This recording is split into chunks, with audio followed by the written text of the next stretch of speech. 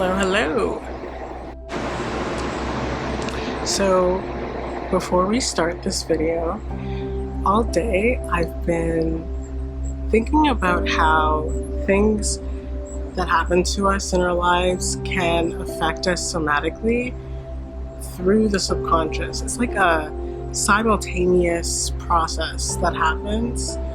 And I was thinking about this because recently I discovered that I do carry some implicit bias, certain beliefs that have been put out for certain groups.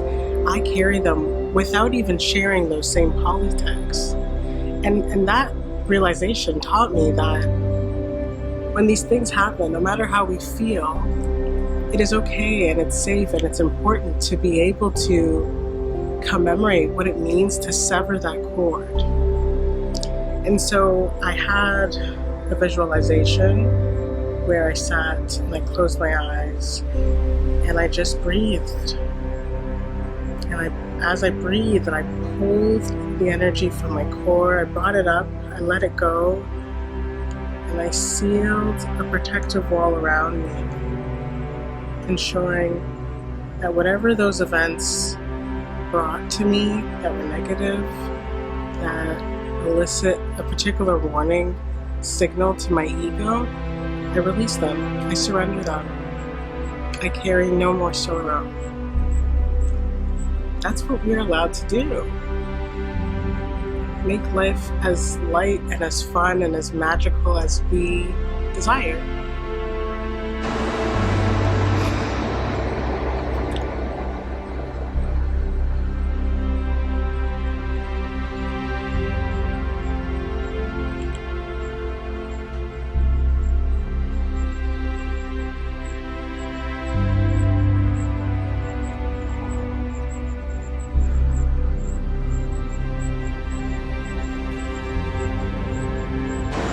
Lately, I've been noticing a whole lot of conversation about toxic workplaces, about corporate work life, and I found it really interesting because it's super relatable. The pieces of content that I see are so applicable to my own situation and have been, and they've taught me a lot about just how we all seem to go through similar themes. Maybe not the exact same situation, but similar themes that I think are meant to taught us all similar things. So I've been going through my own situation in my 9-to-5, and essentially it resulted in my being terminated. And I'm so proud to be able to say, unlike any other point of history in my life, I have never been more at peace with this moment. And that's really big for me because we're taught so much, we're conditioned to look at certain objectives or milestones in life as the be-all, end-all, to attach our identity and our worth to external whatevers, and without them we're expected to lose that identity, to feel shame and to play into the scarcity. And something that is just abundantly clear the more that I get clear on my own path is that yes, these systems are crashing, these systems are failing and they're falling. And some of us have the role of defending those structures until they do. And all of it is in divine timing. All of it is, in divine purpose. There is a reason for every single part that's played. And I appreciate all of it. So there are 5 major things that I've learned and have had to embody and am growing into that I really want to discuss ever since this thing happened. The first one is that there is a certain mindset that's required whenever you come into any type of an event in your life, And that is the understanding, the belief system that there's nothing that is happening to you. It is all happening for you.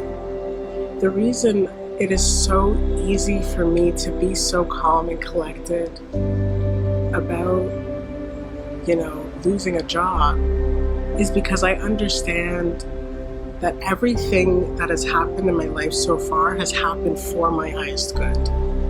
Every step, every direction, every path that I've found myself on and created has contributed to the knowing that I now have within myself. And with that mindset, I'm empowered. I'm able to look at whatever I'm given and find some part, some aspect to be grateful about it.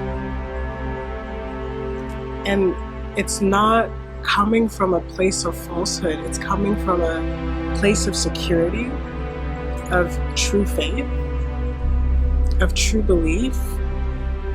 And that's why it is so important to have that relationship with ourselves, to have that relationship with the divine, so that at our core, we're unshakable. The foundation can't be rocked by anything that happens outside of us, because it's from this stable foundation that we create, that we experience, that our reality conforms to. The second thing that I learned is that the law of attraction is real. Things like scripting are real. So let me paint the picture for you. The night before everything happened, I actually decided to take a step. For weeks, I'm gonna say for months, I've actually been going back and forth in my mind about where it is that I want to take my life next. What is my true purpose? Am I aligned in that purpose? Do I see fulfillment with whatever it is that I choose to do? Asking myself the tough questions. And so, for a couple weeks, months, whatever, I've been getting sort of glimpses, messages about what it is that is important to me moving forward. And so on this particular night, I finally decided, let me take pen to paper. Let me write a script of what my life looks like in this reality that I am meeting, And there's something so magical about writing things out. There's something so magical about using the different elements to bring about a reality that starts in your mind. And in that journal entry, I basically described a reality where I have the freedom to take care of my health, physically, spiritually, emotionally, to allow my spiritual role, my spirituality to be the foundation at the core of everything that I do. Because it's become so clear, especially as of late, that there is a deep relationship I have with spirituality that I'm just now finding out that I want to share. It's another video for another time. And I wrote it out, and there was just such a sense of ease, such a sense of, yes, this is what I want, this is what I desire, and there was peace. I write it out, and the next day I go into work, and it happens, I'm let go. And the beauty about that is that now, without having that responsibility of, going somewhere physically every single day, I have more freedom, more ability to be able to create what it is that I want, to be able to work on my personal projects, to be able to come back to my roots, to be able to center in my values, and ensure that whatever comes next is a direct reflection of that. The third thing that I learned is that when you ask, you receive.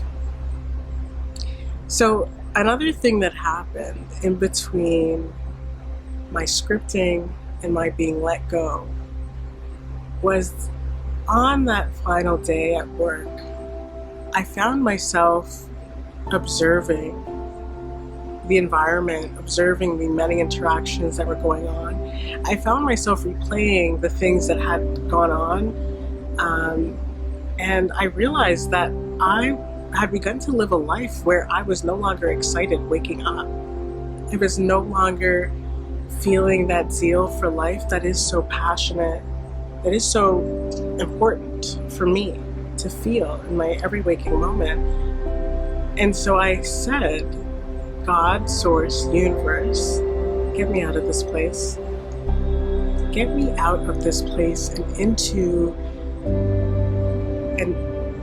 a circumstance that is supportive, that reflects the gifts that I bring. And it was instant. The same day, a few hours later, I got let go. And I see that as divine intervention. I see that as a gift. I see that as my needs being responded to because I was moving in love. And it isn't to say that we only receive what it is that we ask because we deserve. We are deserving.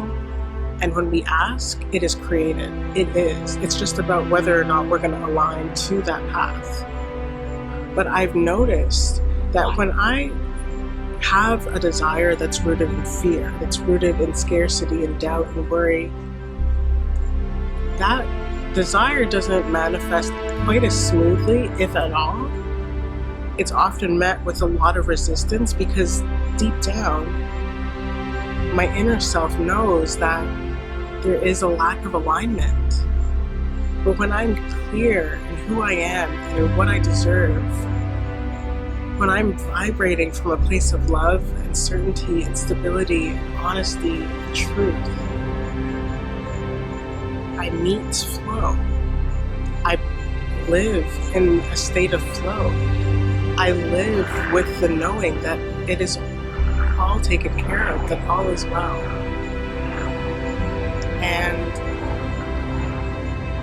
that is so much more of an empowering standpoint to be in. The fourth thing that I learned from getting let go from my job is that how you think about a situation is how you're going to experience it. The thoughts that I have in this newly evolved, soul-conscious version of myself is one of an empowered soul. I simply can no longer look at the world as something that isn't supportive, something that isn't constantly giving me feedback to let me know where I am along my journey. There is nothing to take that's personal. Even in this situation, I have compassion for all of the parties involved because everyone is on their own personal journey, not necessarily thinking about how their actions impact one another. Not truly. I don't believe that, and that's the belief system I have, which allows me to live lightly, to live from the heart, to not carry that. And that's what I love so much about the exercise that we started off with visualizing, letting go of that energy, because it's all in tandem. It is my spiritual mind that informs my physical mind, which shows me my physical reality. So, yeah, the thoughts that we have about a situation will completely change and affect the way that we experience it. The only reason why I'm not sitting here and crying is because I'm not thinking that I need to feel pity for myself. I'm not thinking that I need to feel sorrow for myself, or that I even need to worry. I'm only thinking, man, am I ever loved? Am I ever supported? Are my every wishes not fulfilled? This is what people call delusional, but I have the knowledge that supports that this is not delusional. That supports that this is, in fact, the laws of nature. The fifth thing and the last thing that I'm going to share about this entire experience that I've learned is that when you've chosen the heart-centered path, that's what I'm going to call this. Sometimes spirituality, that term, feels a little too umbrella-like, a little vague, a little trendy. I'm going to say the heart-centered path. When you choose to live a life that is that, clarity is going to be so important. So what I've learned is, or what I've experienced is, through my journey of meditation, I am a lot more clear in why I want the things that I want, in my attachments, in my responsibility, in the roles that I play. I thought I heard a buddy. And with that clarity comes a simultaneous trusting of my intuition, of my gut. I'm so clear. It's like my mind is so just clear of, distractions. I'm able to distinguish between my voice and between others. There are days where I wake up and I feel maybe anxious. And in the past, I would have been like, oh, I'm feeling anxious. Whereas now I can actually distinguish, no, I'm actually picking up on anxiety in the world, or anxiety in my neighborhood, or, whatever the case may be. When you have clarity, your intuition clears with it. And it will lead you to where you need to go. And it will allow you to recognize when you are being redirected for the purpose of alignment. This is going to be another topic, but I have become so clear in the knowing that my sharing is an integral part of the gift that I'm meant to share in this world. And this whole series of events have allowed me to understand and see that with clarity. But also, this experience has allowed me to cultivate and to hone the virtues that are going to be required for this next step. There is such peace that stems from being still, so that even in moments of chaos, your mind is clear. And that is the biggest gift that I could ask for. Thank you so much for watching, and we will talk soon.